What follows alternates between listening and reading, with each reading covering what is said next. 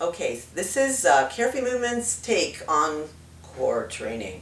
I want to demystify some core myths out there that exist still in the fitness industry, sometimes even in the rehab realm.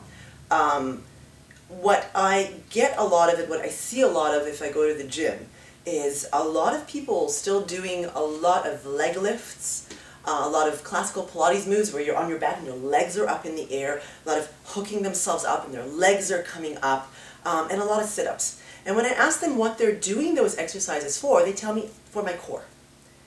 And then I ask them a pretty simple question that once I ask people, they go, well, said, if you're trying to work your core, and they are pointing at their abdominals when they're telling me this, said, well, show me an abdominal muscle that attaches onto your legs. And if you can, please go to the hospital, okay? Because your abdominals do not attach on your leg bones. So my abdominals cannot lift my legs.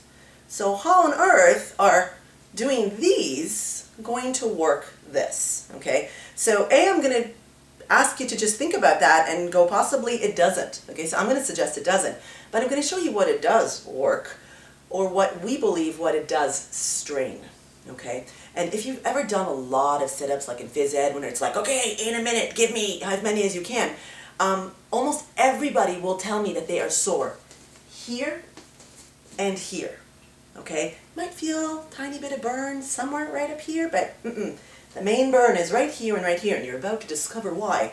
So say hello to psoas major, okay? That is the name of this muscle. And what this muscle does is it attaches onto your spine, onto your entire pelvis via another muscle called iliacus. You can see they cut this, but these two converge together, and what they can do is they attach on the leg, right here, around the groin area, and they can lift your leg. Not only can they, this is the biggest hip flexor. There are some other muscles like rectus femoris and sartorius that can help, but they are really long, small muscles, and they are not really capable of lifting the leg that much higher, especially once you're past about 90 degrees. If you're trying to really get that leg up, this is what's getting involved here. Now, what you can see here is that, okay, so what's the big deal, lady? You know, I can lift my leg and I'm training that one and maybe some of my abs, right? Well, the big deal is that this muscle, and they cut the attachment points here, but this muscle attaches onto every single lumbar vertebra. It attaches at the vertebral body. It attaches at the side of the vertebra. It attaches to every single disc. It has attachments to your discs, not just to your vertebra. I hope I'm starting to scare you. So what I visualize when I see someone, right, working their core at the gym, sometimes with a weight between their legs, God help, is I visualize them essentially getting punched in the spine from the inside via their own muscle. It creates shear in the spine, okay, in the lumbar spine. Our vertebra can work really well, bending, twisting, right? They like this kind of stuff. What we don't want is the vertebra sliding one off of another. That's called shear. Shear is like a tear, right? I mean, it doesn't tear, but it might tear something, okay? So it's a scary word, and I like to use it here because it's not something that you want for this. So what I suggest is when you're doing leg lifts, you're not working your core at all. Doesn't work your abdominals, but you are hurting your back and probably your hip too, okay?